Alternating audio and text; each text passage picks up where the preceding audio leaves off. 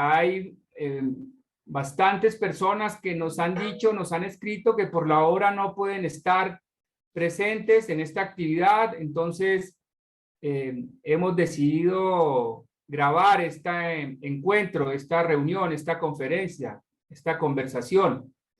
Habitualmente no grabamos nuestras actividades porque consideramos que eso reduce las posibilidades de unos diálogos más fraternos, sinceros. Pero ha habido muchas solicitudes de personas que quisieran estar hoy hasta ahora acá, pero no pueden por otras ocupaciones. Entonces, en esta ocasión vamos a grabar esta reunión. Gracias a Andrea Castaño, que es la persona que contribuye para que esto sea posible, la grabación, y luego que podamos compartirla, publicarla. Está ya el profesor Fabián Acosta, director del Observatorio de Juventud de la Universidad Nacional, va a ser uno de los comentaristas después de que presenciemos, oigamos la charla de Bertrand Stern. Bertrand llega en unos minutos, tuvo que atender un asunto, pero tenemos ahí una conversación desde hace unos años que dice que no habla suficientemente bien español, entonces prefirió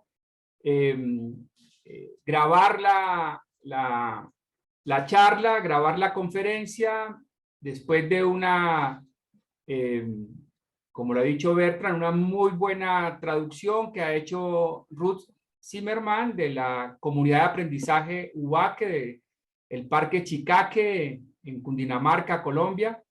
Está también por acá Ruth, nos va a ayudar a hacer traducción en el caso que se necesite, ya sea para lo que plantee después Bertrand o preguntas, comentarios que de pronto necesitan la traducción para que Bertrand o otras personas que entiendo que también están acá, que desde Alemania puedan pues entender lo que se está diciendo. No sé si ya llegó el profesor Jeffer Chaparro, nuevo director del Instituto de Investigación en Educación de la Universidad Nacional. Va a ser otro de los comentaristas. El profesor Marco Raúl Mejía me dijo que le interesaba este espacio, que iba a tratar de modificar su agenda para ver si podía estar. No sé si el profe Marco Raúl Mejía también está acá, porque sería un invitado especial también a hacer comentarios a la charla de Bertrand Stern. Siguen subiendo el número de participantes. Vamos, ya son las 10:17 según el reloj que estoy viendo. Vamos entonces a transmitir la charla de Bertrand inicialmente, que está grabada. Son 31 minutos 47 segundos de la charla, si no me equivoco. Entonces, oímos la charla. La invitación es que oigamos la charla con mucha atención y luego continuamos con los comentarios de los profesores invitados para este propósito y que amablemente aceptaron esta invitación. Y luego vamos a otorgar la palabra para personas que quieran decir, preguntar. La invitación es que sea lo menos larga posible la intervención de las personas para poder oír a más personas. Y lo otro es que también sean cortas y muy pronunciadas, los que hablamos en español, pronunciadas de forma despacio para que Bertrand pueda entender mejor las ideas que se quieren compartir. Entonces, bueno, vamos a avanzar. Por favor, Andrea, ¿nos presentas la charla? Para empezar, quiero decir gracias a Ruth Zimmerman, que hizo una traducción excelente de mi texto original en alemán, del texto Antipädagogik. Antipedagogía. Antipädagogik en alemán o antipedagogía en español es el título del libro publicado en 1975 por el autor Eckhard von Braunmühl fallecido el 24 de junio de 2020. El título se eligió en referencia a la antipsiquiatría, muy discutida en la época. Claramente no es de extrañar que el enfoque antipedagógico no fuera especialmente bien recibido en su momento. Las numerosas interpretaciones erróneas, hechas a sabiendas o por ignorancia, impulsaron a su vez a Eckhart von Braunmühl a publicar otros libros importantes. Aunque evidentemente no se logró liberar a muchas personas de las garras tabú de la ideología educativa, los libros y las demás publicaciones y conferencias y videos sobre ese tema tuvieron tal afecto en algunas personas que para ellos una relación entre generaciones diferente a la educativa se convirtió en algo natural en la vida. Casi medio siglo después, la antipedagogía probablemente siga siendo relevante, porque a diferencia de aquella época en la que la educación podía parecer más violenta, pero era bastante evidente, hoy solo se ha vuelto más sutil, pero aún más explosiva que entonces. En primer lugar, hay que discutir un posible malentendido. La antipedagogía no es el metanivel de la llamada educación antiautoritaria. Mientras que Alexander Snail, iniciador del internado Summerhill, partió de la educación para simplemente transformarla, la antipedagogía se entendió y se entiende, tal como lo dice el subtítulo del libro, como un estudio para la abolición de la educación. Ese enfoque puede describirse como radicalmente liberador. La educación, sea cual sea la forma que adopte, no importa los términos eufemísticos que se utilicen, presupone las siguientes premisas que parten de una imagen negativa del hombre.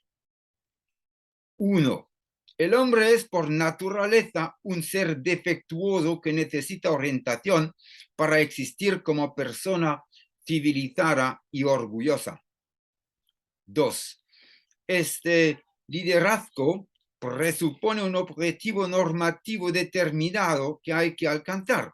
Llamémoslo en general la buena educación en el sentido normativo. 3. El ser humano, que como ser supuestamente deficiente debe ser entregado o sometido a la educación, se convierte en el objeto de la educación, el alumno. 4. Para ocultar esa manipulación ideológica, se postula una necesidad de educación.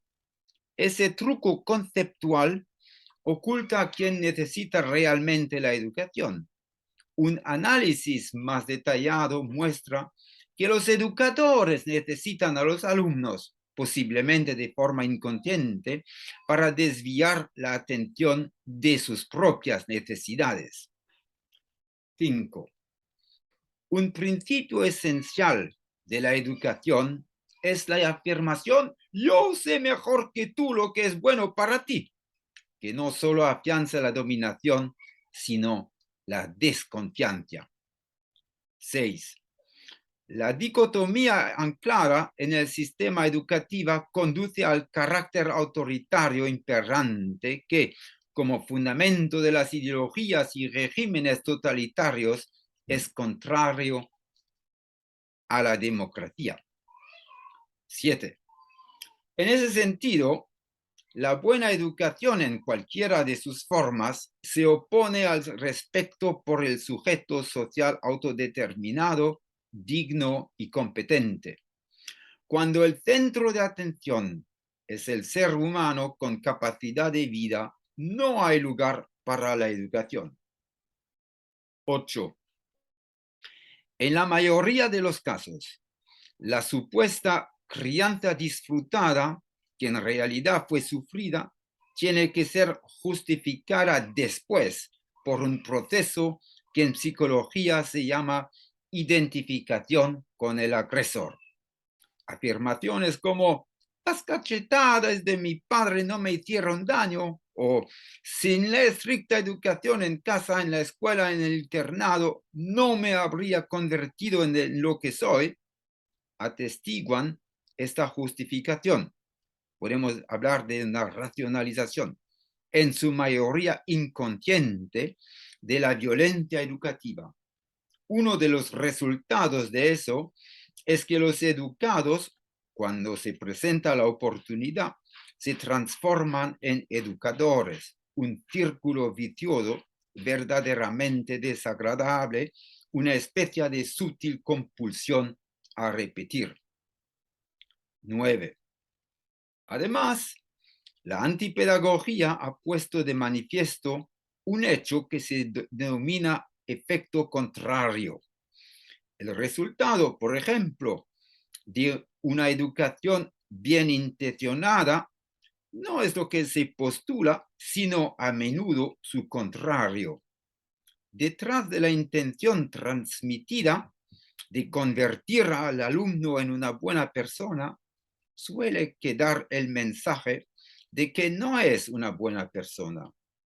Detrás de la pretensión de llegar a ser bueno en el futuro, está el mensaje de que ser bueno ahora es al menos un problema. 10. La pedagogía es una ciencia ilusoria que, basándose en los principios anteriores, solo busca mejorar la eficacia educativa sin cuestionar radicalmente las premisas, los contenidos y los objetivos. Y 11. Por lo tanto, no hace falta decir que todos los intentos de reformar la educación se mantienen dentro del marco educativo, del mismo modo que una prisión reformada es y sigue siendo una prisión. Y una reforma del transporte no se deshace de la ideología del transporte. Podemos, de hecho, debemos asumir que la mayoría de los procesos educativos, ya sean en el contexto familiar o por motivos profesionales, tienen lugar de forma inconsciente y, en consecuencia, perpetúan una tradición malsana que es meramente civilizatoria, pero no vital. Romper ese círculo vicioso requiere al menos 3 cosas. Primero, un malestar ante la violencia educativa ejercida. Segundo, una aclaración radical de las interrelaciones en juego. Y tercero, la capacidad de amar y, en consecuencia, de respetar al joven como sujeto.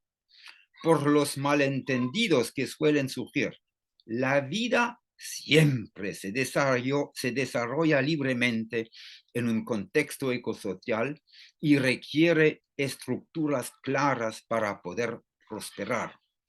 Para aclarar, me gustaría señalar el contraste, digamos, la incompatibilidad de la antipedagogía y la llamada educación antiautoritaria. Mientras que esa última, por ejemplo, rechazaba las estructuras, las convenciones, los sistemas como reliquias burguesas, filisteas, y se oponía a ellos con una libertad ilimitada e infinita, que no pocas veces desembocaba en el caos, como ejemplo, en las tiendas infantiles antiautoritarias fundadas como iniciativas de los padres, se destrozaban los pianos como símbolos de lo burgués. Y mientras que esa educación perseguía objetivos políticos muy claros, educar a los niños para que se convirtieran en agentes de la revolución de izquierdas, la antipedagogía parte de la vida y sus estructuras. Eso se traduce en una confianza fundamental, por así decirlo, incondicional en la vida y sobre todo en el ser humano como sujeto, con total independencia de su edad.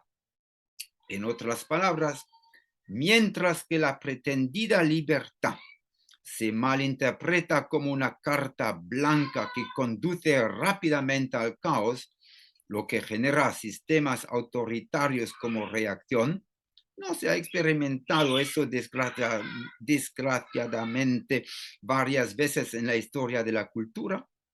El enfoque antipedagógico se basa en un respeto por la vida y por el ser humano, por tanto, por su autodeterminación, dignidad, competencia y socialidad, en consecuencia, también por las estructuras de la vida. La posible iluminación a través de la antipedagogía no se limita a los aspectos que suelen verse y describirse como pedagógicos. La gran mayoría de los ámbitos de la civilización están prácticamente contaminados por las ideologías pedagógicas. Aquí les presento 4 ejemplos sintomáticos. En primer lugar, ¿en qué se basa la idea ideológica de que la naturaleza debe ser controlada, corregida, gestionada? Sería demasiado miope considerar que el uso de antibióticos, sulfonamidas, pesticidas, fungicidas, fertilizantes y otros venenos está al servicio de los intereses del beneficio capitalista, porque los prejuicios ideológicos imperantes no son ciertamente el respeto incondicional a la vida, sino la idea insensata y errónea, digamos, educativa, de que se debe conquistar, dominar y explotar despiadadamente la naturaleza. Un segundo ejemplo muestra que los miedos se derivan de la apreciada desconfianza en la vida y en las personas.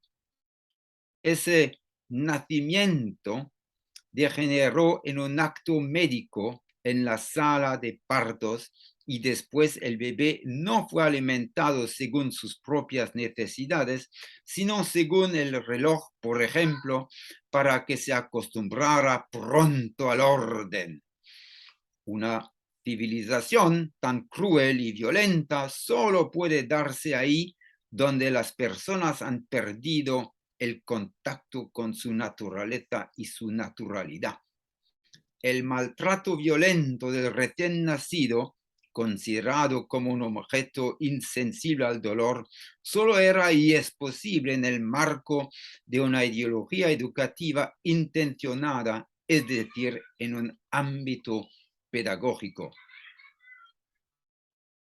Tercer ejemplo, la idea de un primer mundo frente a un tercer y cuarto mundo al que se concede ayuda al desarrollo. ¿A dónde? Si es juicioso, no está orientada y ya está infectada en un primer lugar por la pedagogía. Cuarto ejemplo. No son las relaciones que las mujeres y los hombres aprecian a menudo educativas, etiquetadas de patriarcales, cuando la mujer es vista como un objeto de educación que necesita la guía masculina para su felicidad, especialmente en el matrimonio. La antipedagogía tiene 3 consecuencias directas o indirectas. Sin educación, sin alumno y sin educadores, no hay seres humanos alienados y degradados en objetos de ambiciones pedagógicos y medidas educativas. Especialmente aquel ser que se convierte en el receptor de una gratificación forzada, bien intencionada, pero no beneficiosa, puede liberarse de este papel y función civilizatorios artificiales. El niño, como ser angélico neutro, es visto como un ser en desarrollo, pero no como existente. ¿Cuándo se permitirá por fin que un ser humano escape a la discriminación por ser joven? ¿Con qué puede salir de la reserva de niño en la que se ha metido por su mera condición de joven. Cuando el niño ya no existe, también desaparece la idea posesiva de mi hijo como mera pantalla de proyección de las expectativas de los padres. En esa ocasión, la dimensión artificial del futuro también desaparece como una hipoteca que se impone a las generaciones futuras como un legado. Es obvio que la desaparición de la infancia va acompañada de una redención de todas las infantilidades habituales que se aprecian en todas partes y con mucho dinero. Desde espacios como guarderías, centros extraescolares, jardines de infancia, escuelas, etc., hasta todos los eventos y desfiguraciones infantiles que se basan siempre en la idea, incluso en el prejuicio del niño o de la niña. ¡Qué liberación y salvación para las relaciones intergeneracionales para todas las personas que por fin pueden encontrarse como sujetos! Segundo, si no hay infancia, tampoco puede haber ninguna convención sobre los derechos del niño que consagra sutilmente la discriminación real de los seres humanos debido a su edad joven. Por supuesto, también hay puntos de dicha convención sobre los derechos del niño cuya validez no se puede objetar.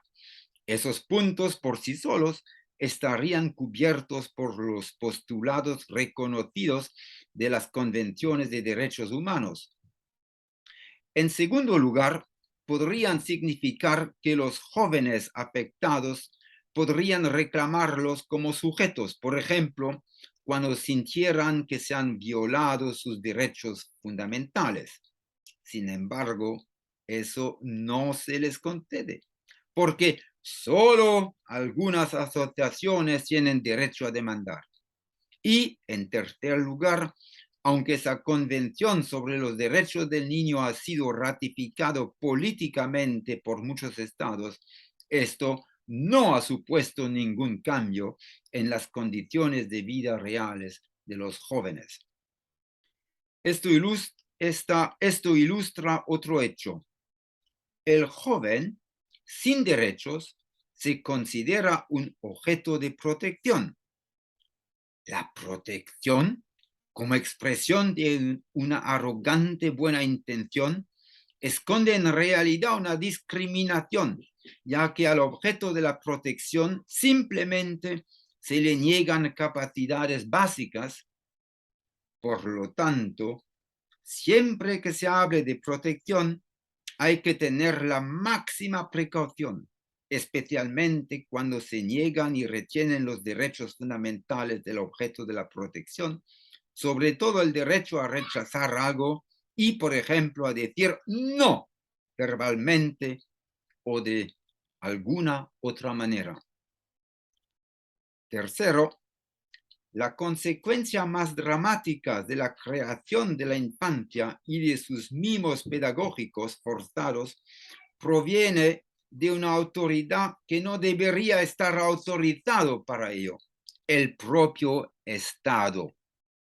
Si un Estado se proclama libre y democrático, es decir, obligado por una constitución de derechos humanos que respeta incondicionalmente el ser humano como sujeto, debería ser en realidad una autoridad neutral que prohíbe la violencia y no la utiliza ni siquiera en casos normales.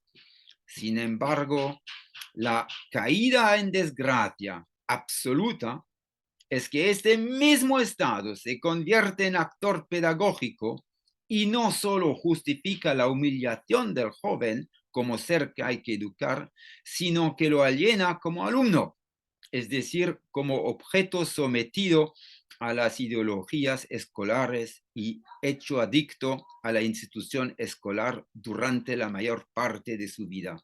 Y además le niega el derecho a defenderse de ello, es decir, de la violencia percibida. Pretende ilustrar la caída en desgracia que se ha reconocido y admitido entre tanto la institución escolar y la obligatoriedad de la asistencia a la escuela ligada a ella está obsoleta como reliquia de un mundo de ayer. El Estado la hace funcionar, por así decirlo, en contra de toda razón y de todo conocimiento, incluso en contra de los intereses de los que antes debían ser sus destinarios. Un hallazgo importante podría ser, por ejemplo, la clara comparación entre las personas que son instruidas en las escuelas y las que se educan libremente. Mientras que estos últimos son y siguen siendo inmensamente activos, creativos, curiosos e inquisitivos en lo que respecta al descubrimiento de conocimientos de todo tipo, como por cierto en la vida por excelencia, en la mayoría de los alumnos se observa una falta de voluntad, una desgana, una torpeza, una negatividad y un alto índice de rechazo a interesarse por cualquier cosa. ¿No es esto preocupante o incluso alarmante? Por cierto, en Alemania, con su escolarización obligatoria de 10 años, el terrible y tristísimo resultado de, según las estadísticas oficiales, unos 7.5 a 8 millones de analfabetos funcionales, pero el hecho de que a otros se les hayan enseñado el alfabeto no es prueba de que estén preparados para leer un libro o escribir un texto, por ejemplo. El tema de la escuela, al que me he dedicado críticamente durante al menos 5 décadas y que hoy solo quiero mencionar de pasada, no es un tema genuinamente antipedagógico, pero es evidente que un análisis crítico de lo pedagógico tiene como resultado una consideración crítica de la escolarización. Además, hay que tener en cuenta que también hay expertos del ámbito de la educación que critican la escuela. Su objetivo, sin embargo, es mejorarla a través de una reforma, mientras que el mío es salir de esa ideología e institución obsoleta. En ese punto, me gustaría señalar que la crítica más radical y aún válida de la institución escolar como de otras instituciones fue escrita por Ivan Illich, quien solo se interesó por los aspectos estructurales o infraestructurales de la incapacitación. La antipedagogía, en cambio, quiere contribuir a disolver la dicotomía humana o inhumana en nombre de la pedagogía y la educación, asegurando así que no se pueda discutir la condición de sujeto de nadie. El libro Antipedagogic, publicado hace casi 50 años, lamentablemente sigue siendo importante y actual. Sus análisis y conclusiones críticas son y siguen siendo un importante instrumento para exponer y descubrir los aspectos en su mayoría sutiles de las ideologías pedagógicas y las medidas educativas. Si hiciéramos caso de un principio de la filosofía de la ciencia, según la cual una teoría, un postulado, no solo debe ser verificado, es decir, confirmado, sino también falsificado. En otras palabras, el postulado debe ser comprobado para ver si las afirmaciones también se pueden contradecir, en cuyo caso ya no tienen ninguna validez general. Lo lógico sería no limitarse a adoptar los supuestos pedagógicos básicos, transmitirlos o incluso mejorarlos o reformarlos, sino comprobar la solidez de sus principios. Puede ser difícil para los educadores salir de su necesidad de educar, pero sin educación no hay objetos de educación, y sin objetos de educación no hay educación en ninguna forma.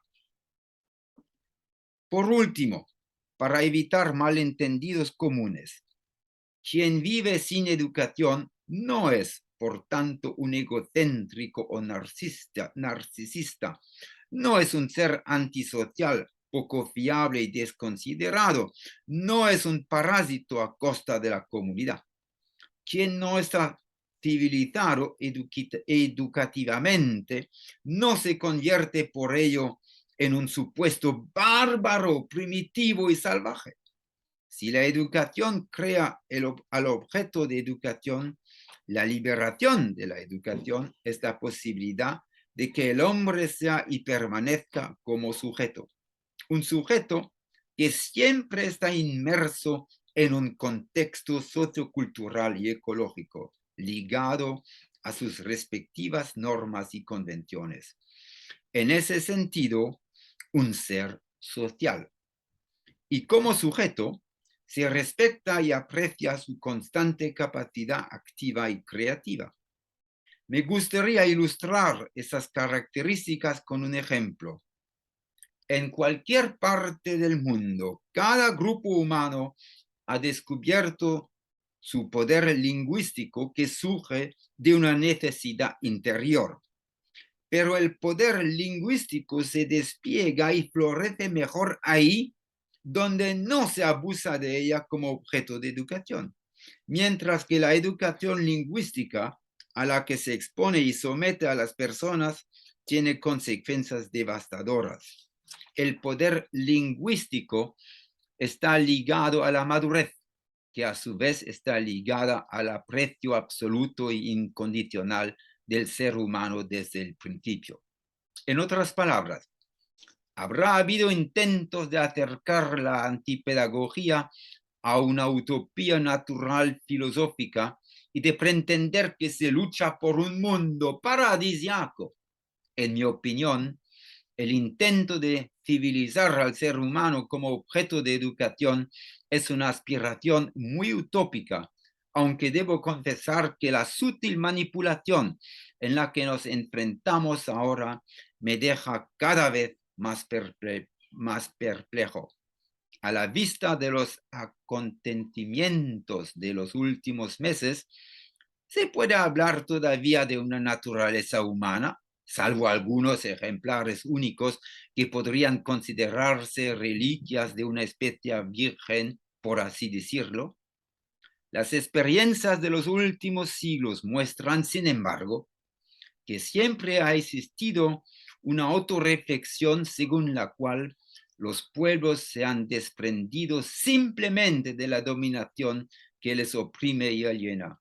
Pero ese desprendimiento, si ha de ser radical, requiere también romper con las garras ideológicas y seductoras de los tabúes pedagógicos y romper con las tradiciones civilizadoras de una educación insana.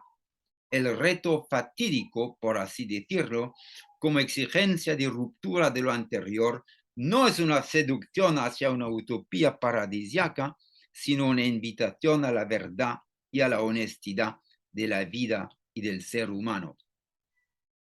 En mi opinión, cada vez está más claro que nuestro sistema civilizatorio ha llegado a un punto final absoluto y que estamos asistiendo a un momento de inflexión. Por cambio, no me refiero a los aspectos de moda como el clima o el dinero, que en su mayoría están orquestados por los medios de comunicación, sino a un cambio real y efectivo hacia una forma de vida que valore tanto al ser humano como a la naturaleza. Sin embargo, esto no tendrá éxito mientras los venenos pedagógicos sigan siendo virulentos como componentes centrales del impulso de la civilización. Aquellos que quieran purgar estos venenos de su organismo emocional, psicológico y físico encontrarán respuestas profundas en la antipedagogía. Se recomienda a todos los que quieran salir del hábito adictivo de la educación que se ocupen de forma constructiva y prospectiva de la antipedagogía liberadora, tal vez por amor o por respeto incondicional a los demás seres humanos. En el nombre de la libertad y la dignidad, les agradezco la confianza que han depositado en mí y la atención que me han prestado. Nuevamente, gracias a todas las personas que han aceptado esta invitación. Ya está por acá Bertrand. Gracias, Bertrand, nuevamente por tus contribuciones, por tu generosidad, por tu disposición a compartir tantos años de trabajo, de reflexión. Les recomiendo bastante ver la película que origina Bertrand, que hace 3 años, fue presentada. Caraba, la vida sin escuela. Ojalá tengan la oportunidad de verla, de visitar su página. Bertrand, no tengo aquí fácil acceso para que lo pongas en el chat, por favor. Visitar su página en internet, donde podrán, tal vez como yo, sorprenderse de su muy amplia y contundente producción intelectual, trabajo, experiencias en diferentes lugares, especialmente en Europa. Entonces, nuevamente, Bertrand, por estar acá, y como lo había anunciado, ya está también el profesor Fabián Acosta, que va a ser el primer comentarista. El profesor Fabián Acosta, director del Observatorio de Juventud de la Universidad Nacional, donde tengo la fortuna, el privilegio de ser coequipero del profe Fabián Acosta en el observatorio. También el profe Jeffer está cerca a uno de los tantos lugares hermosos que tenemos en Colombia para conocer, el Nevado del Cocuy. Está haciendo trabajo de campo. Habitualmente el profe Jeffer hace trabajo de campo, es geógrafo.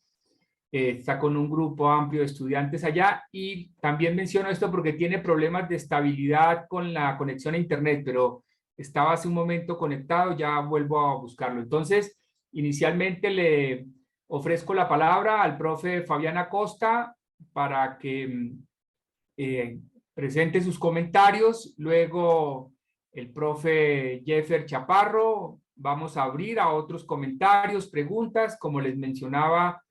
Por favor, de la manera más corta posible para que varias personas tengan la posibilidad de hacerlo, y también con la, digamos, de manera despaciosa la pronunciación para que Bertrand pueda entenderlo más fácilmente. Y también aquí está Ruth, creo que tenía problemas también de conexión, pero ya volvió. Espero que esté por acá, Ruth Zimmerman, que es la persona que ya lo hemos mencionado. Bertrand también lo ha subrayado. La persona que hizo la traducción del texto, al cual ustedes también van a tener acceso posteriormente. Hola a todas y a todos. Buenos días, gracias Erwin por la invitación. Un saludo a Bertrand. Escuché con mucha atención la conferencia. Y bueno, aunque no he podido estudiar a plenitud tus obras, pues he estado informándome en estos días del pensamiento tuyo y con muchas ganas aquí de comentar. Y bueno, un saludo también a todas y a todos los asistentes a esta conferencia. Yo no sé cuánto tiempo tengo, Erwin. Profe, unos 4 o 5 minutos. Ok. Gracias, profe. Sí. Tengo un problema pedagógico aquí que es mi bebé, entonces la van a escuchar por ahí. hablar de vez en cuando. Qué bueno. La idea que transmite Bertram es una idea fundamental, creo yo, para la discusión sobre jóvenes y juventud, que es lo que nos interesa a nosotros. Esa discusión ha llegado a un punto crítico. Un punto crítico porque para definir lo que es la juventud tenemos que necesariamente ir a la escuela, porque es que los jóvenes de hoy generacionalmente están construidos como jóvenes en la escuela y en la escolaridad. Y precisamente la crisis de esa escolaridad, particularmente de la escolaridad universitaria, después de que han transitado por múltiples experiencias educativas desde la infancia, que los han hecho estar atrapados digamos, en la interdicción escolar, pues se está resolviendo de una manera muy, muy compleja. Resolviendo digo porque no es que se haya resuelto definitivamente, pero sí hay síntomas de un estallido, de una voz radical en contra de lo que los ha hecho ser jóvenes o ser considerados como jóvenes casi siempre negativamente, no positivamente por la sociedad. Entonces, el ejemplo más contundente para nosotros los colombianos son el levantamiento juvenil del 2021, que está precedido de una serie de otras manifestaciones radicales de los jóvenes desde el 2011 prácticamente, en la que han construido una visibilización de su crisis, porque son jóvenes universitarios los que han de alguna manera dinamizado esta protesta y quienes son conscientes plenamente de que ya la educación no cumple o que radicalmente va en otro sentido distinto al de producir para ellos una movilidad social de fondo, o sea, una transformación de su vida de fondo. Entonces, esto quiero decirlo, pues también nos pone en crisis a nosotros los juventólogos, ¿no? Porque definitivamente lo que hace es cambiar, transformar la estructuración argumentativa y teórica y científica, si se quiere, de la determinación de lo que es la juventud. La juventud fue determinada desde esta visión de la movilidad social, del paso por la escuela. Dime, cielo, ya te atiendo.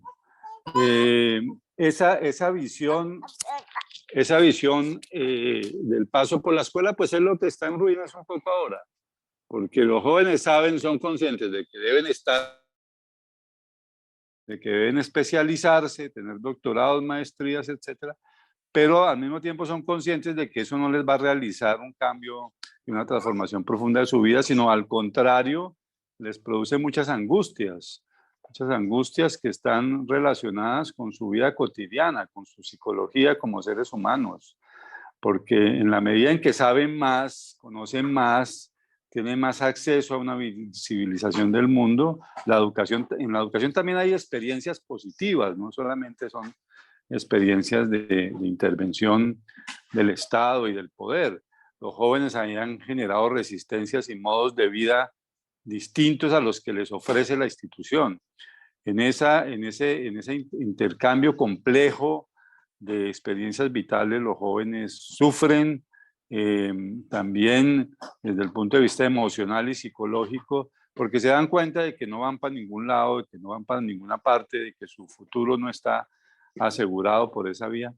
Y entonces nos ponen a pensar a nosotros estas crisis y en eso concuerdo muchísimo con lo que plantea Bertram, en cómo reinventar lo que se ha llamado la experiencia generacional, esa experiencia que te atrapa en la categoría de infante o de adolescente o de joven, ¿no? o de adulto mayor o de miembro de la cuarta edad, por ejemplo, ahora que tantas personas desbordan los 80 años y que no tienen no hay para ellos ninguna visión social de fondo, ninguna visión política de fondo.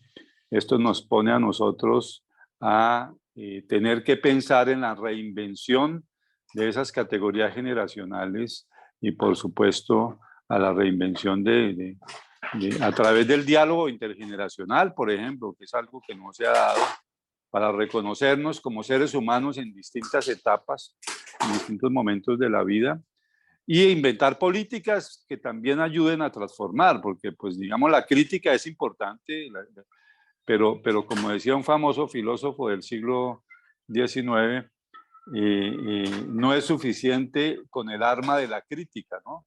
Hay que hacer la crítica de las armas, o sea, hay que tratar la vida real en el día a día, y esto pues es un poco parte de la complejidad de lo que se plantea en el asunto de la antipedagogía y en la construcción de lo juvenil como una construcción social que se hace cada vez más negativa y que hay que superar también con creatividad, con propuestas porque no estamos en pequeñas comunidades tribales, no lo digo peyorativamente, lo digo positivamente, porque aquí las tenemos en Colombia, donde se resuelven los temas educativos o los temas de bienestar de otra manera. Estamos en sociedades industrializadas, donde la educación es una industria también, que hay que de todas maneras deconstruir. ¿Cómo deconstruirla? Pues esa es la pregunta. ¿Y cómo reconstruir? Ya, amor lindo, ya voy. ¿Cómo reconstruir la idea de jóvenes y de juventud en esta época? Nos lo sugiere con mucha profundidad el planteamiento que ha hecho Bertrand. Bueno, ese es mi comentario. Gracias. Gracias, profe Fabián, por esta participación, comentarios compartidos ahí con la cría. Qué bueno, muchas gracias. Vamos ahora entonces a darle la palabra al profe Jeffer Chaparro, nuevo director del Instituto de Investigación y Educación. La satisfacción de contribuir, de colaborar como profesor e investigador. Profe Jeffer, bienvenido. Nuevamente, gracias por aceptar esta invitación. Bueno, perfecto. Entonces, en primera instancia, pues, muy buen día a todos y a todos. Estoy muy contento de poder lograr esta videollamada. Estamos acá en camino hacia la Sierra Nevada del Cocuy, el municipio de Soatá, en Boyacá. Estamos aplicando muchas de estas cuestiones que desde cierto punto de vista serían antipedagogía, es decir, de ir al terreno y romper el aula. El aula no es el único espacio ni contexto donde se pueden generar aprendizajes. Mi perspectiva con la cual coincidimos con Erwin y con otras personas desde hace un buen tiempo es que en cualquier tiempo y espacio se pueden generar aprendizajes profundos, y pues lo estamos tratando de aplicar acá. Estoy muy complacido de la aceptación del profesor Bertrand Stern, de que nos plantee estas ideas en torno a la antipedagogía, porque es un asunto realmente importante, necesario, es una cuestión que nos invita realmente a repensar los procesos educativos. Y la señal estuvo un poco inestable, pero logré captar varias de las cuestiones que él planteó. Una que considero muy importante no perder de vista ni dejar de lado es el asunto de el respeto hacia los ritmos de la naturaleza. Creo que ese es uno de los problemas graves de las sociedades contemporáneas, porque se cosifica la naturaleza. Todo lo que es vida se le pone precio, se le atribuye, digamos, la categoría de cosa, y no debería ser así. Ese es un grave error, y estamos viviendo los problemas vinculados a esa cosificación. Para ello, considero, y también por ahí en algún momento lo he escrito, creo que hay que pasar de estas perspectivas antropocéntricas a unas ecocéntricas y biocéntricas profundas. Esto no es sencillo porque todo el sistema educativo, el sistema político-económico está montado sobre esa cosificación de la naturaleza. Entonces es un reto bastante grande. De pronto, si hay opción más adelante para que Bertrand nos comente algo, mi pregunta respecto a ese asunto sería más o menos la siguiente. En este momento somos seres hipertecnológicos, a tal punto que esta videollamada es una expresión de la física de punta en términos de lo que se denomina desde hace algún tiempo la contracción del espacio-tiempo. Entonces, estamos en un entorno virtual, en el ciberespacio, donde se materializa esa contracción del espacio-tiempo en términos comunicativos. Entonces, ¿cómo llegar a ese punto que plantea Esther de respeto a la naturaleza y a sus ritmos si estamos en una fase, digamos, hipertecnológica también muy fuerte? Yo creo que hay caminos, pero quisiera explorar un poco el asunto. Lo otro que quisiera señalar, que de pronto puede servir un poco para el debate, que tiene que ver con este ejercicio de trabajo de campo en el que nos encontramos, es que no nos interesa planificar al milímetro todo para ir al terreno y que el terreno se ajuste a nosotros.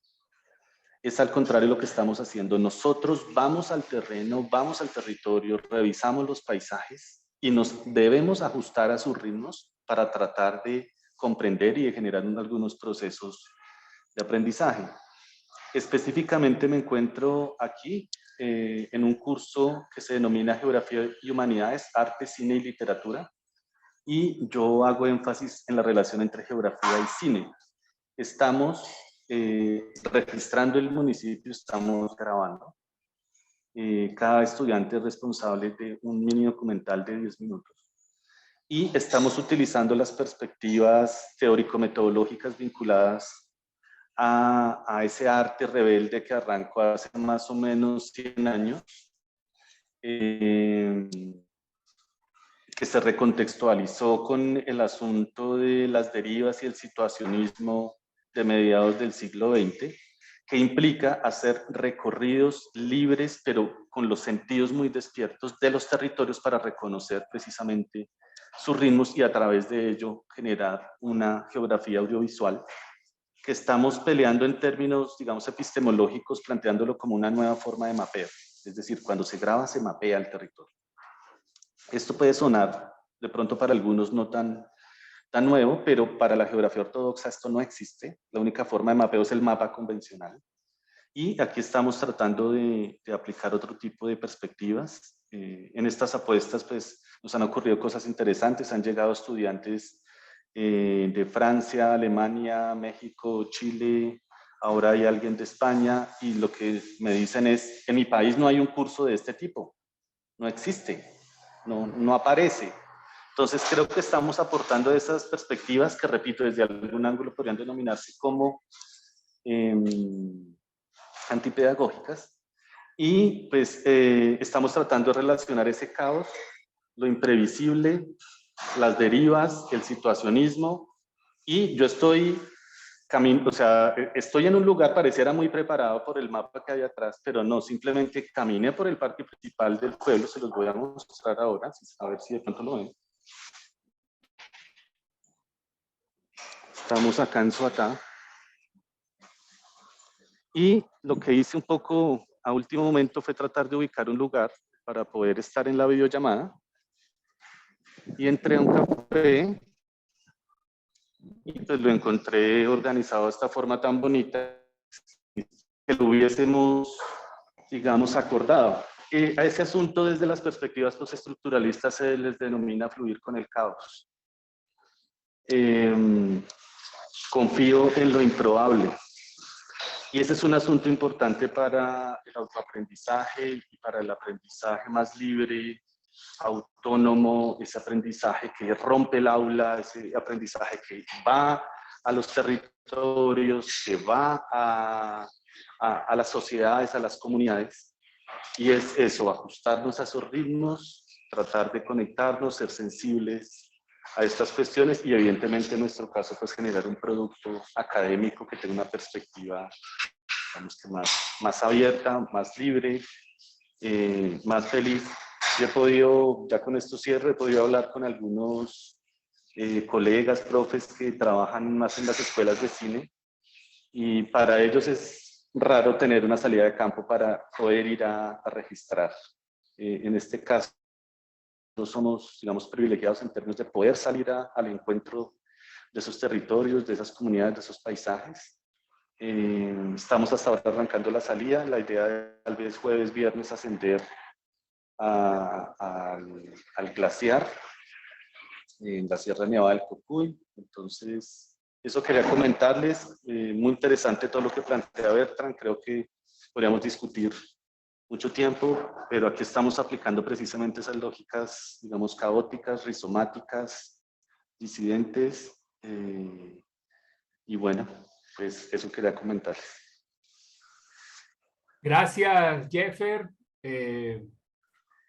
A veces hay como la aspiración que en estas cortas conversaciones de tan pocos minutos se pueda agotar temas que son de la mayor profundidad y trascendencia. Entonces, algunas de las personas que estamos acá entendemos como un encuentro de muchos que hemos venido generando desde hace ya bastantes años, alrededor de ya 20 años, generando encuentros para pensar de forma compartida sobre otras maneras de entender el aprendizaje y, si se quiere utilizar el concepto convencional, otras maneras de entender la educación. Entonces, tenemos previsto estar hasta las 12, pero no vamos a agotar esta conversación.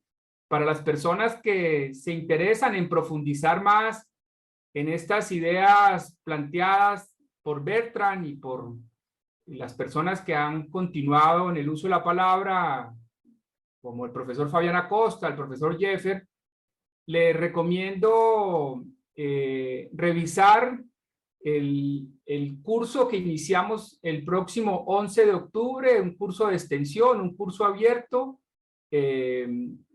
abierto para la ciudadanía en general, remoto, virtual, y donde profundizamos precisamente en planteamientos como los que aquí están nuevamente en la conversación.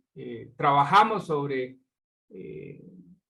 materiales de Bertrand, de su padre Arno, teórico de la formulación, de su hermano André Stern, y de Sugata Mitra, Peter Gray y Jean Lieslov, el concepto del continuo, y muchos más de ellos. Entonces, en un momento les pongo el vínculo para que, si les interesa, puedan explorar esa posibilidad de vincularse al curso. Son 11 sesiones, 11 encuentros de 3 horas, donde también revisamos con mucho detalle de experiencias y presentamos los avances de nuestro trabajo de investigación y acción sobre estos temas. Bueno, entonces les escribía por el chat hace un momento que las personas que quieran hacer uso de la palabra, por favor, levantar la mano para...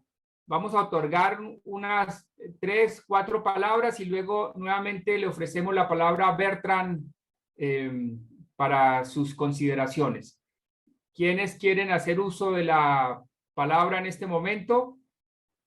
Por favor, levantar la mano.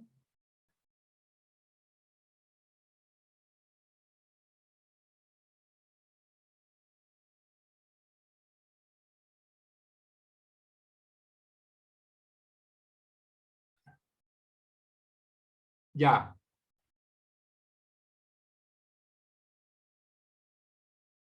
Bueno, Alejandra, Carlota, ¿quieres hacer uso de la palabra? Ah, no, que levantó la mano. Alejandra, ¿has hecho uso de la palabra? ¿Has levantado la mano? Ahí ya puedes activar el micrófono. Alejandra.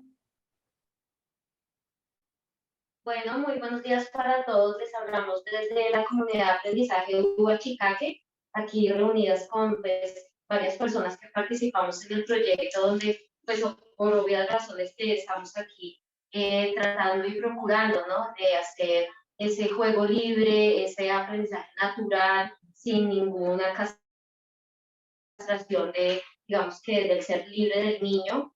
Y bueno, queríamos también un poco direccionar a varias preguntas que tenemos enfatizadas en lo real y lo concreto, porque acá vienen niños de la vereda, de lugares muy cercanos, de la ciudad, los mismos niños que viven aquí en este entorno, y en la vida real se dan ciertas dinámicas en las que nosotros quisiéramos no intervenir, porque pues en su proceso libre ellos deberían generar ciertas dinámicas en las cuales, digamos, los niños puedan resolver sus propios problemas, respetarse y todo esto. Y escuchábamos mucho ahorita en la conferencia donde se hablaba de respeto por la vida y por el ser.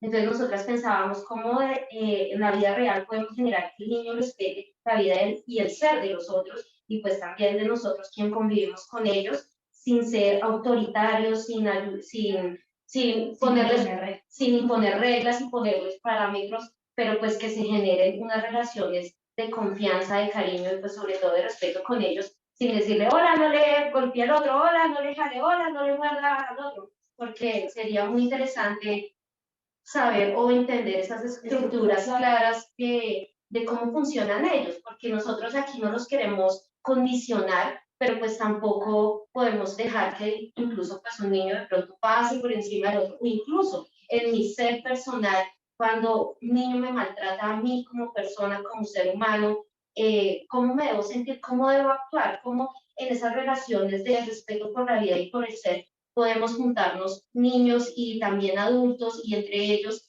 en una convivencia muy sana, sin necesidad de ser autoritarios ni de imponer.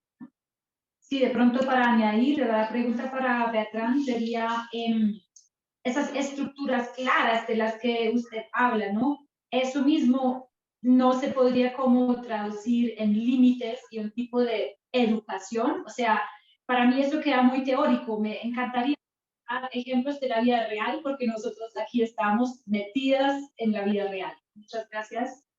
Sí, igual yo estoy con las chicas.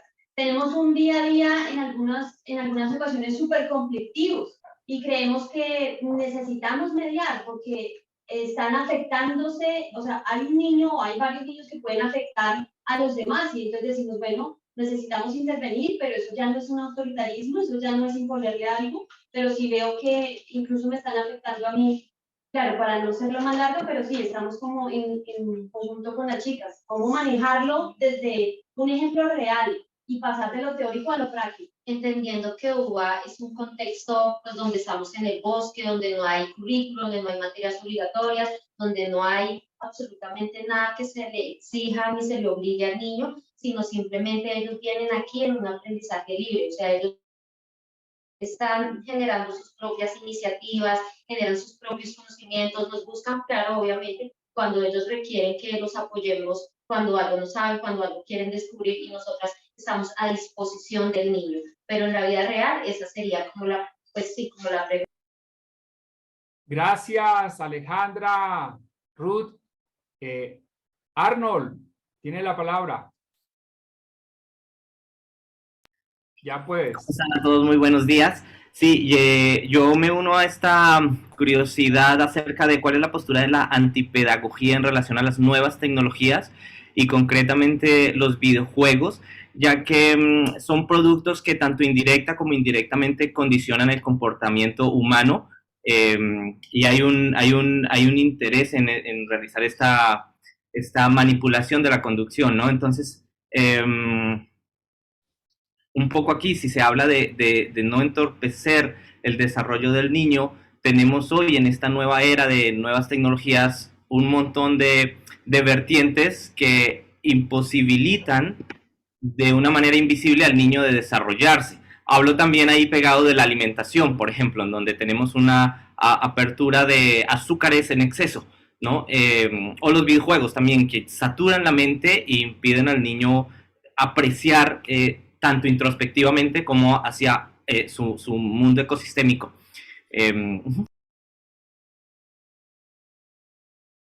Gracias, Arnold. Por el chat también hay comentarios, ahí ya puse en el chat el vínculo, el enlace para lo del curso de extensión abierto de la Universidad Nacional de Colombia. ¿Alguien más? No veo más manos levantadas. Entonces, otorguémosle la palabra a Bertrand y ahora si se animan también abrimos nuevamente el micrófono para otras personas. Bertrand, ahí entiendo que ya puedes abrir el micrófono. Muchas gracias. Hola, buenos días. Del otro lado del Atlántico. Muy buenos días y gracias para las contribuciones, para el interés. Y me perdona mi español, que aquí en Alemania no se habla mucho el español y así me lo voy olvidando cada día más. Pero a ver si estoy, si estoy capaz de contestar a unas cuantas preguntas. Voy a tomar unos cuantos puntos del profesor Acosta para empezar. La primera reflexión que me vino es que el protestar no es constructivo. El protestar es un momento final o un momento después de un mal ser o malestar en español. Y ¿por qué esperar el protestar de alguien, cual sea su edad? ¿Por qué no ver que el protestar es el símbolo, el síntoma de un problema que empieza antes? Y con eso quiero venir al segundo punto. Para mí, la niñez o el joven o el infante es como en la escuela un síntoma de un sistema de civilización, pero no es el problema. La escuela no es el problema per se. La escuela es el punto donde se puede comprender, entender que ese sistema está en un momento de finalidad y que no hay, para mí, esperanza ninguna que ese sistema pueda continuar de una o de otra manera. Un momento de ese síntoma me parece ser el miedo de vivir, que usted, profesor Acosta, ha apuntado. Sí, estoy de acuerdo, el miedo de vivir, pero el miedo de vivir es una catástrofe porque ningún bebé viene a nacer con un miedo de vivir. El miedo de vivir es la consecuencia de otros procesos y esos procesos son por parte procesos educativos, procesos pedagógicos que contribuyen a ese miedo de vivir. Por eso me parece importante decir que la crítica que, por ejemplo, viene con la antipedagogía, la crítica no es una finalidad. Naturalmente no. La crítica es un momento de ver, de comprender, de entender y de preguntarse por cuál medio se puede salir de ese sistema. Sería un malentendido dramático creer que la antipedagogía quiere poner cualquier punto. No, la antipedagogía es el instrumento para salir de esa mala ideología que nos lleva a la situación en la cual estamos. Ahora mismo, un último punto de lo que usted ha puesto, profesor Acosta, que me vino cuando usted habló, podemos hablar podemos criticar la escuela y preguntarnos qué sistema sería mejor, pero hay una pregunta que me parece importante. Esa pregunta es, ¿qué pasa cuando un joven dice no? Es muy simple. Una persona, digamos un joven, pero puede ser un hombre o una mujer de cada edad.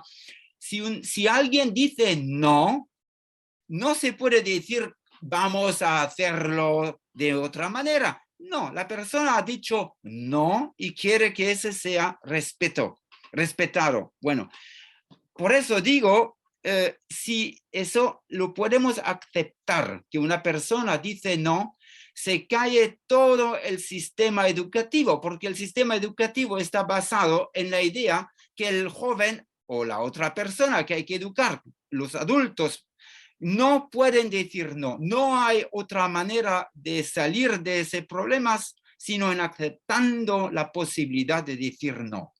O sea que tenemos aquí unos cuantos tabúes, y esos tabúes ahí es lo que quería decir antes. Esos tabúes son los que la crítica quiere mostrar, pero repito, esa crítica no es una finalidad. Ahora, para lo que usted dijo, profesor, perdona, no puedo leer, Chaparro, la pregunta para mí no tiene que ser cómo salir de la cárcel. Seguro es una pregunta importante, pero para salir de esa cárcel hay que ver cuáles son los tabúes ideológicos que están en el camino, que me hacen dueño para salir. Y no hay buen camino, no hay un camino ideal para toda la gente, no hay un camino, si fuese un camino pedagógico, ideológico y educativo, pero eso quiero decir, no, el mejor camino que hay es el camino que soy yo. Yo soy el camino y no hay camino. Y no camino nos llegará o nos llevará a donde queremos llegar, porque cada camino que está construido es un camino que viene de arriba, de la autoridad, y por eso será un camino pedagógico. Yo quiero decir también que la antipedagogía para mí es un metanivel, un nivel de reflexión y un nivel personal de autorreflexión para entender lo que fue mi experiencia personal en mi vida. Ahora, para venir a las dos preguntas que se han puesto antes, la vida real, ¿qué significa real? ¿Quién ha dicho qué realidad es real? Para mí, el ver el nuevo nacido, se ve lo que es la realidad, y esa realidad no es pedagógica. Ahora, si hay un sistema pedagógico para recibir a ese nuevo ser humano, pues vamos a manipular o manipular las posibilidades, los potenciales reales, y vamos a hacer de esa vida real una vida artificial. Y esa vida artificial es la que está normativa, es la que está en las normas de la civilización, pero ahora vemos que ese sistema, veamos lo que ha dicho antes el profesor a propósito de los protestadores, la vida artificial civilizadora no puede continuar. Lo mejor que hacer es de tener la confianza y de decir, vamos a tener la confianza en la vida real del ser humano, y nosotros todos tenemos en nuestro corazón, en nuestro ser, los instrumentos de la vida real. Ahora, una última pregunta a la cual no puedo dar respuesta porque para mí, lo siento Arnold, pero esos son dos niveles diferentes. Estoy totalmente de acuerdo con lo que ha dicho, pero los juegos modernos son la consecuencia de una tontería, de una barbaridad sistemática basada en un sistema educativo, un sistema pedagógico que crea la niñez o la juventud o no sé qué, el cliente a lo menos la persona pasiva que tendrá que comprar y que utilizar esos instrumentos. Si queremos salir de esa tontería, de esa barbaridad, para mí hay que salir del sistema pedagógico, y eso es lo que quiere, a eso quiere contribuir la antipedagogía, pero la antipedagogía no es una finalidad, no es el instrumento total, no es la arma total que va a destruir todos, es la reflexión que me permite descubrir lo que yo tuve que recibir en mi vida como ser como ser recibiendo una educación que se dice que es una buena educación, para mí es un símbolo de una mala educación. O sea, repito, no es una finalidad, es la antipedagogía a lo más un instrumentario para salir de la mala costumbre pedagógica. Esos son unos cuantos intentos de dar una respuesta a las diferentes preguntas, a ver si en el diálogo se pueden dar otras respuestas y otros puntos. Gracias. Gracias, Bertrand. Las personas que quieran pedir la palabra, en la parte de abajo en la pantalla, en reacciones, ahí está para levantar la mano. Pues bastantes consideraciones acá muy interesantes. Tal vez desde hace poco más de 15 años se puso de moda el tema de la gamificación, ahora es toda una moda. Y es un mercado, ¿no? Donde fácilmente caen muchas personas. A raíz de esa moda hemos estado profundizando, por ejemplo, en el trabajo de investigación científica del profesor Seymour Papert. Consideramos que cada vez que las empresas y los promotores de comprar mercancías de gamificación mencionan a Seymour Papert como uno de sus referentes, muy probablemente el profesor Papert se retuerce en la tumba, porque si revisamos con detenimiento el trabajo de Seymour Papert, todo lo contrario a vender juegos, a vender mercancías, productos para el aprendizaje.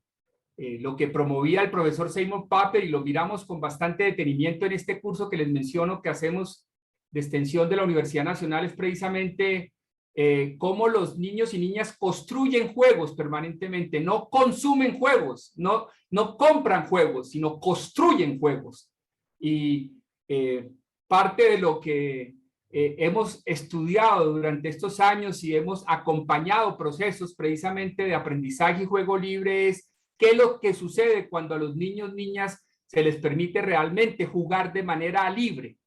Esto no es fácil, porque las prácticas adultocéntricas han colonizado las mentes y los cuerpos de la mayoría de las personas. Entonces, muchas de las personas con buenas intenciones, que consideran que tienen buenas intenciones, siguen buscando fórmulas, siguen buscando el método, están buscando inclusive el método antipedagógico para hacer más pedagogía, ¿sí? Como un poco lo dice Pedro García Olivo. Entonces, antes, hace 100 años, era la pedagogía negra, luego pasamos por la gris y ahora estamos en las pedagogías blancas, una de ellas la gamificación. Y lo que hay que hacer es un trabajo profundo de revisar las condiciones humanas y preguntarnos por qué nos alteramos cuando estamos acompañando niños y niñas. ¿Qué es lo que pasa en nuestro proceso, nuestra trayectoria de aprendizaje, que no tenemos las condiciones suficientes de tranquilidad y, si se quiere, de paciencia para transformar esas maneras de relacionarnos en los procesos de aprendizaje? Bueno, pero no es el momento para que yo me extienda en más palabras. Marcela, has pedido la palabra. Marcela, ya puedes activar tu micrófono. Gracias. Listo. ¿Sí me escuchas? Soy Ruti Erwin. Ruti, bienvenida. Ruti, qué bueno que estés por acá. Sí, Erwin, es desde el computador de una amiga que casualmente me le metí aquí. Bueno, muy chévere. Bueno, mi inquietud constante es que en este proceso en el que algunos padres, algunos adultos a cargo de seres, estamos intentando salirnos de ese molde de la escuela formal, de toda esta pedagogía. Hay una dificultad que veo para comprenderme yo con otros padres. Bueno, yo ya soy abuela y es el objetivo de estos padres. Estamos en un lugar donde hay muchos niños, hay bulla ahí. Bueno, los padres simplemente venimos de nuestras propias historias y aunque tengamos muy buenas intenciones, caemos en muchas trampas, ¿ok? Mi objetivo, por ejemplo, desde muy niña empecé a ver que era muy necesario dejar ser. Y cuando empecé a criar mis hijos, primero pensaba eso, en el dejar ser, muy consciente de que yo no sabía quién era. Porque el respeto, el dejar ser, yo lo tomé como el respeto a lo auténtico. ¿Y cómo hago yo como padre para filtrar todo eso aprendido? Para no convertirme en un replicador de eso que yo no quiero para mi hijo. Y, ¿me estás oyendo? ¿Sí se escucha? Bueno, entonces, yo veo que en el medio en que nosotros vivimos, sea en ciudades, sea en el campo, en esta sociedad, concretamente aquí en Colombia, no conozco otras, los niños crecen bajo un modelo prefabricado, o sea, no se les deja hacer. ¿Por qué? Porque o asisten al sistema escolar donde ya no hay posibilidad de observar, no hay posibilidad de ser, porque es imposible para un profesor hacerlo, por más buenas intenciones que tengas. Las condiciones no son las adecuadas. Pero también cuando la sacamos del sistema escolar y hacemos lo que llaman ahora homeschooling, finalmente esos adultos empiezan a proyectar sobre esos niños unos modelos a veces hasta más peligrosos, ¿sí? Porque así como he encontrado uno que otro padre, que cuando le hago la pregunta, ¿cuál es tu objetivo? Al no me escolarizar al niño, uno que otro me ha dicho dejarlo ser o respetarlo, eso es cierto, respetar su ritmo, bueno. Pero hay una gran cantidad que no tienen media idea de por qué, ¿ok? Casi que se volvió otra moda, otro juego de aquellos de distintos niveles y de distintas gamas. Y mientras un padre no tenga la humildad, un adulto no tenga la humildad de reconocer que realmente no sabe nada, que realmente todo ha sido inculcado, ha sido un lado cerebral y nos han instaurado un montón de creencias que muy pocas cosas realmente las hemos experimentado nosotros. Hasta que un adulto no tome esa humildad y decida aprender de la mano del niño o de la niña, simplemente lo que se va a dar es una catástrofe. Vamos a tener padres alienando a sus hijos bajo un montón de dogmas peligrosísimos. Como no sabemos qué es lo auténtico en nosotros como padres, como adultos a cargo, es muy difícil acompañar a un nuevo ser sin convertirnos en unos reproductores de eso que muchas veces también detestamos, ¿ok? Entonces es como mi aporte ahí. No sé si estoy totalmente en el contexto porque como les digo, me colé en la reunión. Mi aporte ahí es que sea en tu pedagogía, sea como lo queramos llamar. No existe, como dicen ustedes, no existe un solo modelo. Prácticamente tengo 6 hijos y en este momento 4 nietos. Todos educados sin escuela. Y cada uno necesita su propio modelo. Cada uno debe ser el que marque su ritmo. Ahí, o sea, son 6 hijos sin influencia ni de familias paternas ni maternas, o sea, criados en el campo, solo con papá y mamá.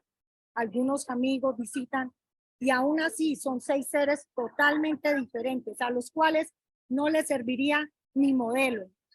Mi modelo o mi idea realmente surge cuando yo dejo ser al niño. Y ese temor es el primero que debe enfrentar un padre. Listo, ese era como mi aporte. Muchas gracias, Ruti. Muchas gracias. Qué bueno que hayas podido estar acá. Qué bueno, Carolina Cruz, que hayas resuelto tus dificultades para conectarte. Ya está Carolina por el chat. Carolina hace parte del equipo de trabajo de investigación acción en la Universidad Nacional sobre estos temas y ella puede, en este momento nos ayuda por el chat para resolver inquietudes sobre este curso que les he hablado y ahí está poniendo información y los datos de contacto. Vamos a ofrecerle entonces la palabra a Heiser, luego Jorge, luego nuevamente las personas de UBA y le retornamos la palabra a Bertrand para irnos acercando a despedirnos. ¿Cómo es que dicen en el cultismo? Es solamente un hasta luego, no es más que un hasta luego, hasta un pronto encuentro. Heiser, ya puedes abrir el micrófono.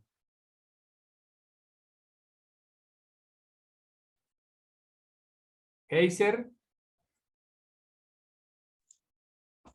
Hola. Bien. Ahora sí me escucha. Hola. Hola, buenas tardes. Primero quería agradecer por este espacio. Me pareció genial, de verdad, la charla. Me ha gustado muchísimo. Yo tenía 3 preguntas, pero creo que 2 de ellas ya me fueron respondidas en la charla, pero de todos modos quería saber si sí es esa respuesta, porque como que vamos hablando y no lo tengo claro. Entonces voy a decir las 2 preguntas y la respuesta que creo que fue la que recibí.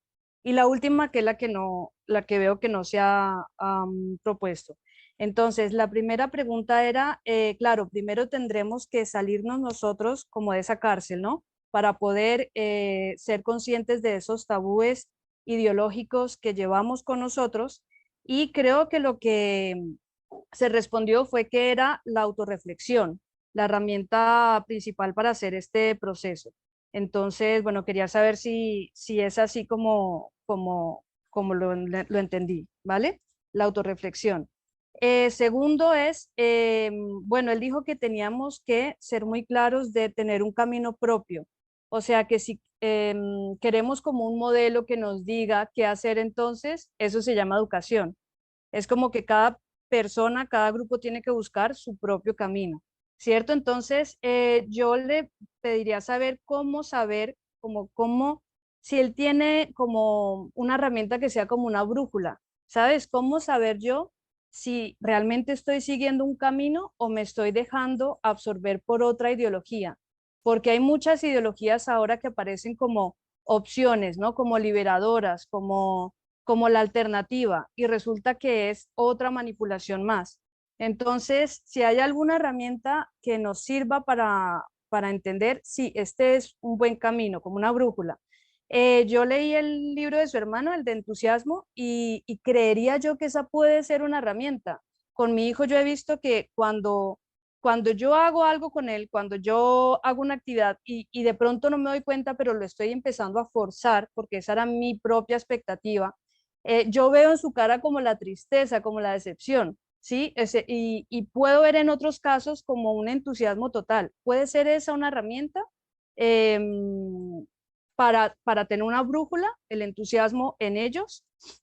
Y la última que quería hacer era, a ver, vemos a nivel global que cada vez se nos obliga más por medio de los estados a soltar la educación de nuestros hijos al Estado.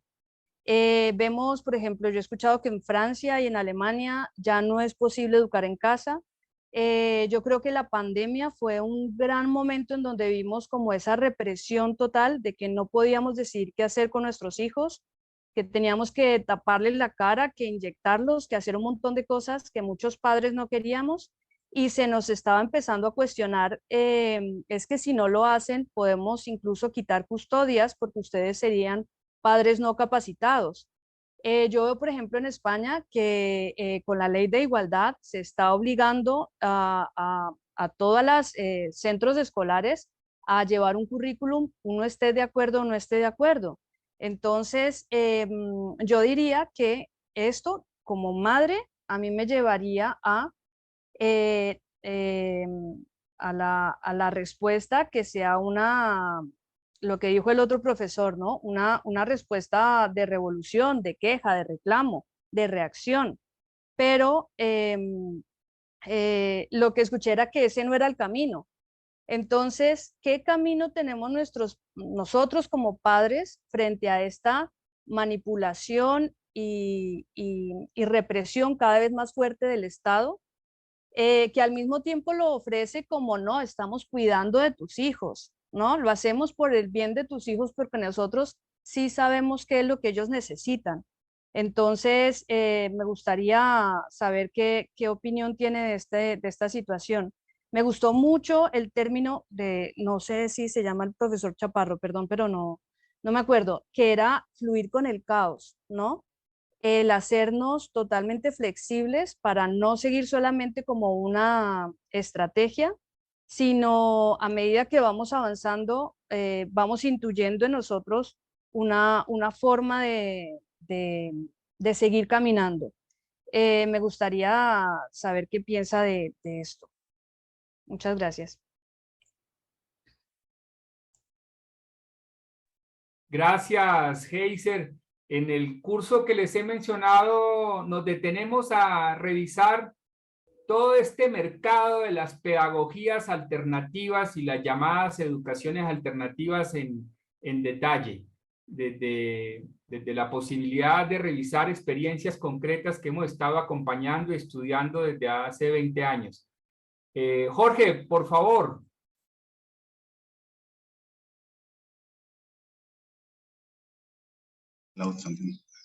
Hola, buenas tardes. Quisiera agradecer la participación. Fue una casualidad haber escuchado el encuentro. Yo quisiera también saludar al señor Stern. Viví en Alemania 20 años con mi familia y lo cuento tal vez como modo de contextualizar un poco las cosas.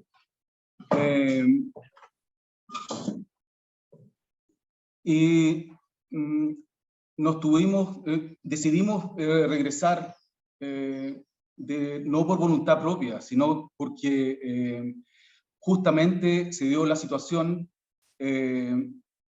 en que nosotros dentro de los establecimientos de la escuela, los establecimientos educacionales, no pudimos decir que no en determinadas medidas con las que no estábamos de acuerdo. Y pudimos vivir en carne propia ese sistema de coerción en el que uno no tiene alternativa. Al nivel político general, el gobierno y las instituciones nos plantearon una situación en que no existe alternativa, no existía la posibilidad de decir que no. Entonces, eso es una cosa que a mí me hace preguntar concretamente si la antipedagogía no es un fin en sí mismo. Entonces yo me pregunto, ¿cuál es el fin de la educación si la entendemos como acompañar el aprendizaje del niño o como un aprendizaje permanente? Si necesariamente se puede dar o se tiene que dar fuera de esa institución que está obsoleta, que está funcionando en contra de nosotros. A mí me pareció entender que la respuesta es que eso está en nosotros, ¿ya? Nosotros somos los que podemos decir no y podemos poner los límites. Pero yo creo que necesitamos herramientas para poder recuperar o crear espacios donde se pueda desarrollar, desenvolver la persona. Y esos espacios no los tenemos. Y si nosotros siempre vamos a confiar que podemos reformar esa institución, ¿ya? Que a mi juicio está actuando en contra de nosotros, estamos en un camino equivocado. Tenemos que salirnos. Y esa realidad, que no es una realidad única, una única para todos, ¿ya? Apropiarnos de esa realidad. Entonces, yo me pregunto cuáles son los instrumentos que tenemos efectivos, ¿ya? De poder recuperar o crear esos espacios que son tan necesarios en este momento, de transformaciones tan profundas que tienen un desarrollo con el que de acuerdo tenemos de tener una visión crítica. Eso sería lo que quería decir. No sé si se me escuchó. Gracias, Jorge. Gracias. Solo quería rápidamente mencionar algo que muy probablemente Bertrand lo va también a tratar, y es que si lo entendemos desde la capacidad interna, el proceso propio de decir no, podemos observar que aún en los países que se han mencionado hay un movimiento creciente de resistencia a la escolarización obligatoria. He tenido la oportunidad de compartir espacios, por ejemplo, en Alemania y en Francia, con personas, múltiples redes que crecen en Alemania y en Francia en esa resistencia, pero viene desde adentro, esa capacidad y esa potencia de poder decir no. Gracias nuevamente, Jorge. Entonces, las personas de... Voy a dar la palabra a David Felipe y luego las personas de UBA, y ya le retornamos la palabra a Bertrand para despedirnos. David Felipe.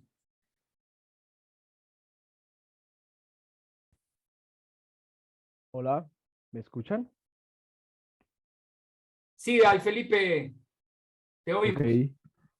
Un fraternado saludo para todos y todas en el día de hoy. De antemano agradecer los esfuerzos singulares de cada uno y cada una por querer indagar sobre otras formas para concebirnos dentro de este estar en este plano. Y bueno, quisiera aportar desde mi ser algo que creo ha sido para mí una de las tantas respuestas dentro de estas búsquedas, y es encontrarme con la educación artística, ¿no? El ejercicio de educar en el arte como para entender las pedagogías del ser, ¿no? Esas brechas que existen de pronto dentro de lo institucional radican en que los procesos ideológicos que subyacen dentro de las instituciones tienen unos condicionamientos morales, pensando la moral como un ejercicio de código en el hacer y en el ser, ¿no? En esa medida, cuando nosotros no tenemos la posibilidad de pensar por nosotros mismos, entre comillas, y estamos condicionados en todo momento en nuestra acción, en nuestro decir, en nuestro sentir, en nuestro pensar, en nuestro hacer diario, eh, creo que genera un montón de mismos límites para nosotros mismos, ¿no? Y para nosotras mismas, donde pues también como docentes dentro de un aula pues nos enfrentamos a seres que están dentro de ese mismo síntoma y ese mismo fenómeno, y creo que algo que dice el compañero anterior me parece muy importante, y es generar esos espacios para hacer, ¿no? Unos espacios que creo y considero que el arte genera, ¿no? Y en esa medida de pronto pensar que la educación artística no en tanto en un ejercicio del virtuosismo o en un fin técnico, estético, sino en un ejercicio de la comprensión de esos procesos intrapersonales tan profundos que son a veces tan invisibilizados dentro de los procesos del desarrollo íntegro humano. Son necesarios rescatar también para entrar en un diálogo mucho más recíproco con el ejercicio de lo que sería entendernos dentro de lo profundo que radica la formación humana, ¿no? El proceso de enseñanza-aprendizaje llega a eso experiencial, a esos procesos de experiencia que están realmente fundando unos vínculos con el estar y el existir, ¿no? El conocimiento está y está como un fenómeno de relación. En esa medida, los espacios experimentales, los espacios donde el cuerpo y las pedagogías del cuerpo, las pedagogías del ser, entran dentro de unas lógicas que conectan los procesos simbólicos, no solo personales y contextuales de nuestro país, sino a nivel total, digamos, de este macro, de este globo en el que habitamos. Es posible empezar a pensarnos como ideas macro, ¿no? Desde lo arquetipal, pensarnos desde algo mucho más profundo que nos une y no solo, digamos, el ejercicio de estar acá, sino algo que atraviesa cada ser viviente y que está también transformando en todo momento el ejercicio. Y algo que me quedo con lo que decía el maestro dentro de su conferencia es, estamos en un ejercicio de cambio y un cambio profundo. Y en esa medida de un cambio profundo también hay una profunda y una destrucción para bien, porque se están renovando cosas, se están transformando cosas y en esa medida también debemos apostar a transformarnos a nosotros mismos para que esos mismos espacios que no se han podido transformar cedan, porque solo ceden si hay una transformación primeramente personal, ¿no? Una transformación del cuerpo y luego mediada a una transformación con el otro y así una transformación con el entorno. Ese era mi aporte y pues muchísimas gracias a todos y a todas. Gracias, David. Si aún no lo conoces, muy probablemente te puede interesar el trabajo de Arnold Stern, el padre de Bertrand, la teoría de la formulación, si te mueves en estos temas de la educación artística.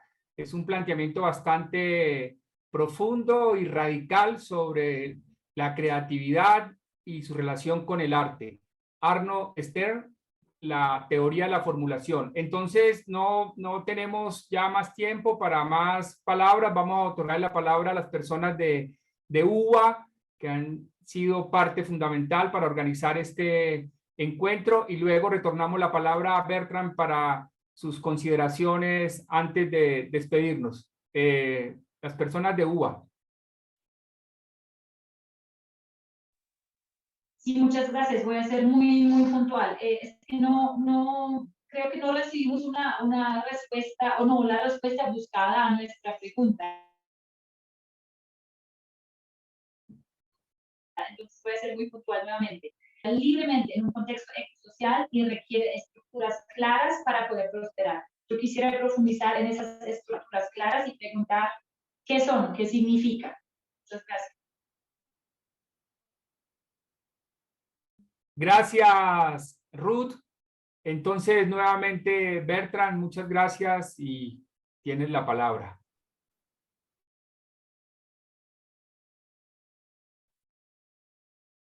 Ya puedes activar, Bertrand, ya puedes activar tu micrófono. Sí, vale. Voy a ver si es posible dar unas cuantas reflexiones cortas. Lo primero que quiero decir es que la antipedagogía no es una temática que considera la escuela. No es una temática ni por la escuela ni contra la escuela. La antipedagogía es solamente un instrumento para entender el sistema pedagógico, el sistema de la dominación sutil a través de una idea y una ideología, y esa idea e ideología es que el ser humano es un ser deficitario que tiene que tener una educación para llegar a algún punto que se cree necesario en la vida.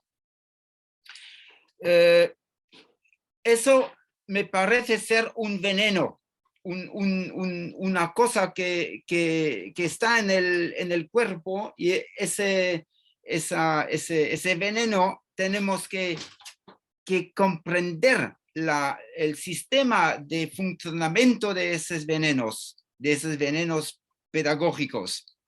Eso es la primera cosa. La segunda cosa,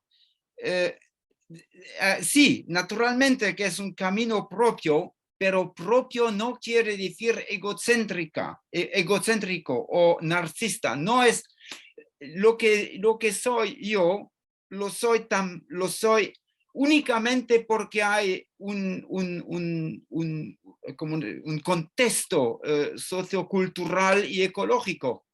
Y digamos, pongo solamente un ejemplo: para respirar tengo que haber el aire, pero el aire no viene de mí, el aire viene del mundo.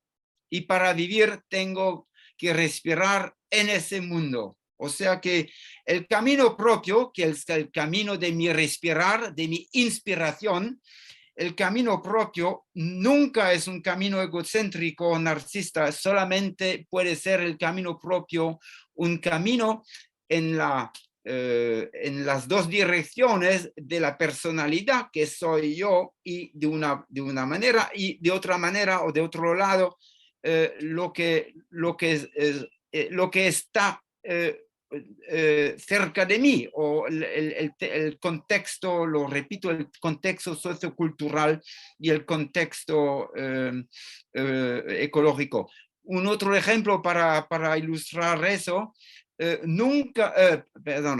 nadie nace con una lengua, pero cada uno va a descubrir una lengua, y la lengua que va a descubrir la persona X o Y, la lengua será la lengua o las lenguas del contexto sociocultural, y será mi lengua o mis lenguas, pero por tal vez será también las lenguas de mi contexto sociocultural.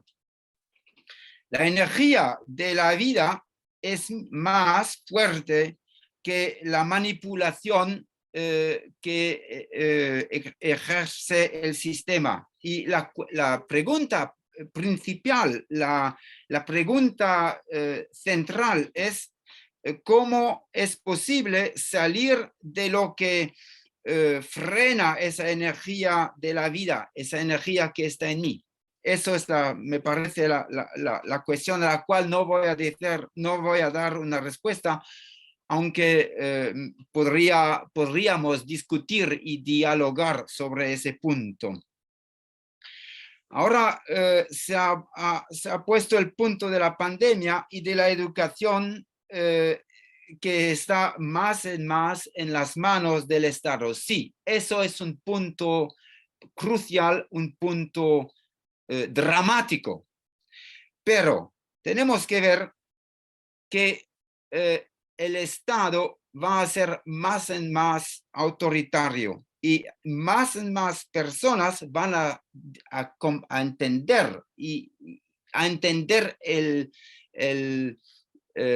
las aspiraciones del Estado a coger mi hija, mi hijo, para hacer de ellos o de ellas lo que el Estado piensa ser lo que es necesario. Ahora tenemos en ese punto muy importante, sí, tenemos una consideración que tenemos que ver. Tenemos dos partes, que son los padres por la una parte y por la otra parte el Estado padre, el Estado con sus escuelas.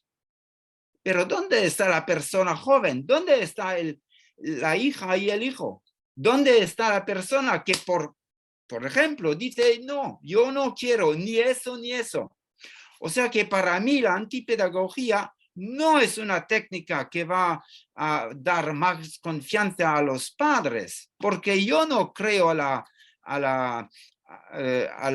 los poderes de los padres. Si los padres tenían más poderes, o si había entendido lo que serían sus poderes, la educación escolar no sería más una educación total y absoluta.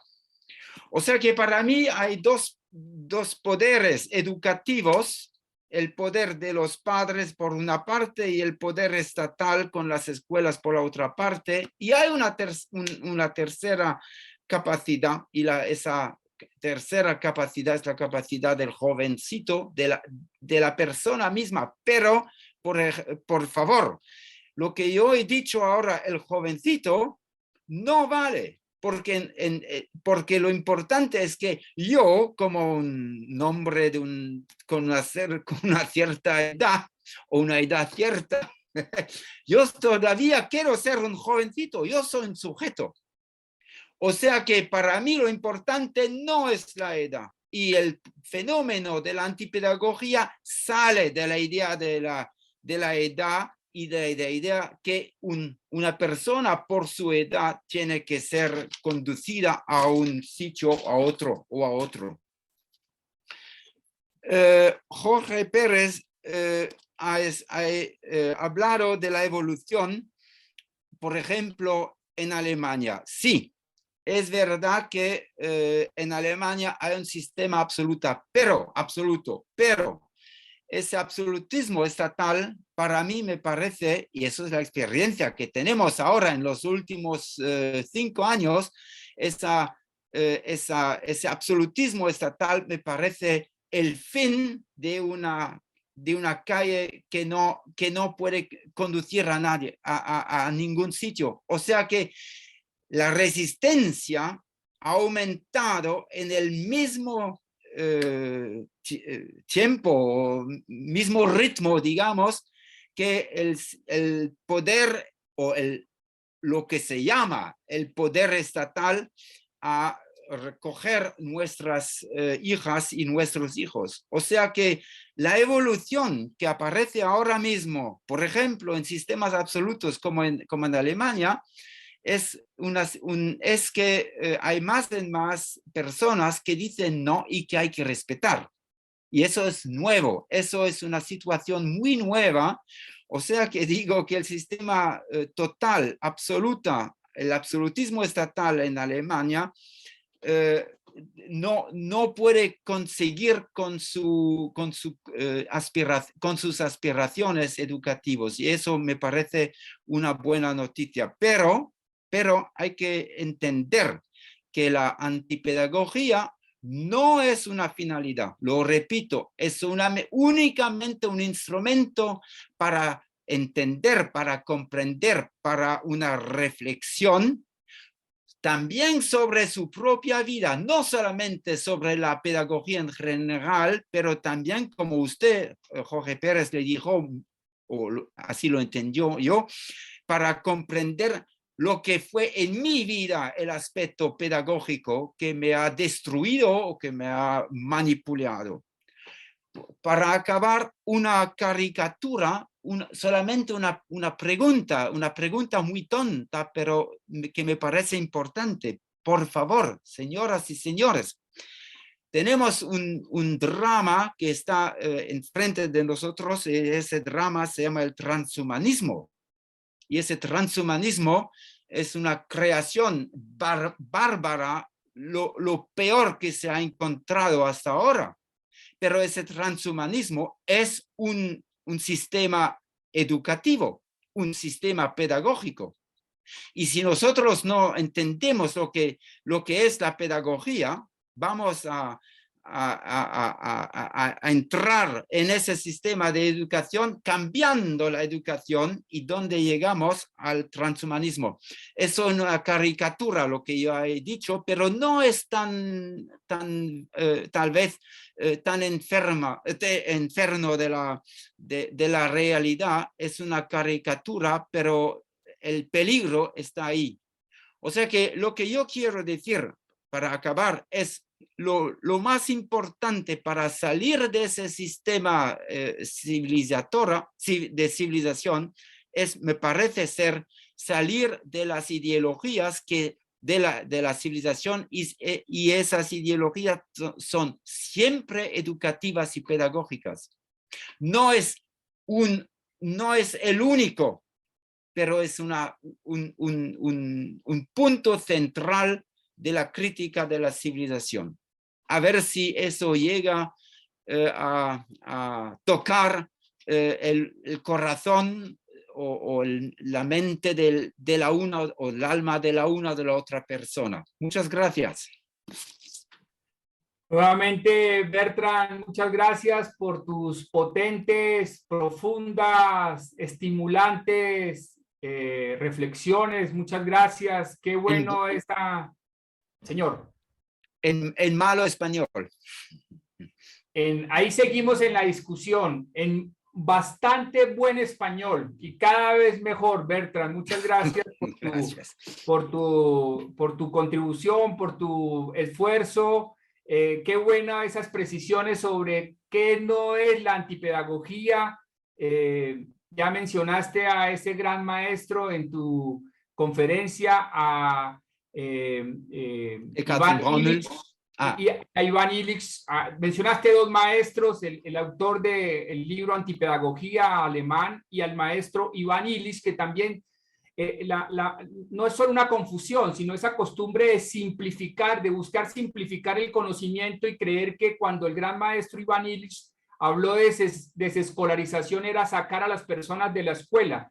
Y por eso, como lo decía aquí muy bien Ruti, hay familias diciendo que han desescolarizado a sus hijos y están imponiéndole todo el sistema de dominación en sus propios hogares, reproduciendo de una forma aún más perversa el constreñimiento a la libertad, a la solidaridad, a la cooperación de los niños y niñas. Qué bueno entonces que tengamos en cuenta que ni la antipedagogía ni la desescolarización son asuntos de estar fuera o dentro de la escuela, sino es de transformarnos, de transformar nuestras conductas, de colonizar nuestras mentes, de colonizar nuestros cuerpos. Nuevamente, muchas gracias.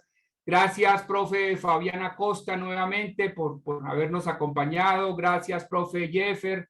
Gracias a las personas de UBA, a Ruth Zimmerman por la traducción de ese texto. Muchas gracias. Va a estar para ustedes también. Se lo vamos a enviar el vínculo a sus correos electrónicos. Gracias a Andrea Castaño, que hace posible que esto técnicamente funcione y que quede una grabación para compartir luego. Gracias, Carolina Cruz, por hacer parte del equipo y por estar respondiendo preguntas en el chat. Y ojalá se animen. Ahí también les vamos a enviar esa información a sus correos electrónicos. No recuerdo el día en este momento, pero tenemos una sesión abierta para hablar del curso que les he mencionado, el curso de extensión de la Universidad Nacional de Colombia sobre estos temas.